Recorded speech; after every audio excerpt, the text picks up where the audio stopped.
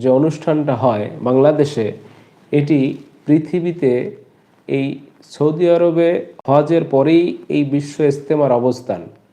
বাংলাদেশের এই ভূমিকাটা সারা বিশ্ব জুড়ে দেখবে। বাংলাদেশের কোনো কালচার, বাংলাদেশের কোনো পরিবেশ, বাংলাদেশের কোনো আইন শৃঙ্খলা পরিস্থিতি যদি অবনতি ঘটে, বাংলাদেশে যদি হত্যাযোগ্য এরকম ঘটনা ঘটে, খুন খারামি ঘটে, সারা বিশ্বে এই প্রচারটা ছড়িয়ে যাবে। আমরা চাই না বাংলাদেশের কোনো বিষয়ে সারা পৃথিবীতে এরকম নগণ্য জঘন্যতম এরকম কোনো ঘটনা ঘটুক, এবং এটি নিয়ে বাংলাদেশের জনগণের ভিতরে নিজেরা খুনাখুনি করবে।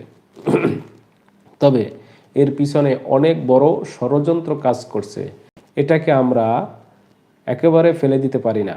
কারণ এই সাদপন্থী এবং জুবায়েরপন্থী যারা বলি, এই সাদপন্থী সংগঠন, এদের উত্থান ঘটেছে 2018 সাল থেকে। 2018 সালের ইজতেমা থেকে হচ্ছে এই দ্বন্দ্ব শুরু হয়েছে, এবং বিগত ফেসিবাদী সরকারও মনে মনে চাইতো এই বাংলাদেশে আলেমদের ভিতরে সবসময় একটা দ্বন্দ্ব লেগে থাকুক, বাংলাদেশের আলেম সমাজ কোনো সময় ভালো পথে চলুক, এটা বিগত ফেসিবাদী সরকারও চায় নাই। তারা জানে বাংলাদেশের আলেম সমাজকে যদি ভাগ ভাগ করে রাখতে পারি, তাহলে এরা শেখ হাসিনার বিরুদ্ধে কখনো একজোট হতে পারবে না। আর যদি সমস্ত বাংলাদেশের আলেম সমাজ একজোট হয়ে কাজ করে, তাহলে শেখ হাসিনাকে যে কোনো সময় পতন হইতে পারে। এই শেখ হাসিনার পতন ঠেকানোর জন্য তিনি এই আলেমদের ভিতরে বিভাজন তৈরি করে রেখেছেন। এটাই সরকারকে বুঝতে হবে। এই সাদপন্থী নামে যারা কাজ করছে, ভারতীয় দালালদের পক্ষ থেকে বহু লোক এদের ভিতরে অন্তর্ভুক্ত আছে। এই আওয়ামী ফেসিবাদের বহু লোক তাদের ভিতরে অন্তর্ভুক্ত আছে। তারা সকলে মিলে এই দেশটাকে একটা নৈরাজ্যকর পরিস্থিতি সৃষ্টি করতে চায় যে বাংলাদেশের অবস্থা কোন অবস্থায় আছে। এখন বাংলাদেশের এই অন্তর্বর্তীকালীন সরকারকে এটি বুঝে এই সাদপন্থীদের বিরুদ্ধে এই কোনো পন্থী থাকবে না বাংলাদেশে। বিশ্ব ইজতেমা হবে একটি, এবং এই কোনো ধরনের ষড়যন্ত্রের জাল যারা বুনবে তাদেরকে সরাসরি স্টেট কার্ড তাদের বিরুদ্ধে পদক্ষেপ নিতে হবে। কোনো ঘুমিয়ে কোনো পদক্ষেপ নিলে চলবে না।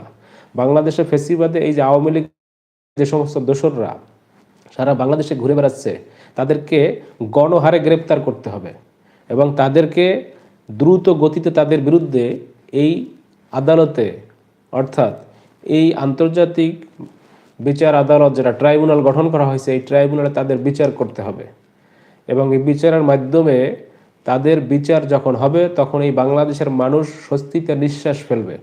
এই বাংলাদেশের মানুষ আপনাদের দিকে তাকিয়ে আছে, এই সরকারের দিকে তাকিয়ে আছে, যাতে এই সরকার একটা ভালো কিছু করুক।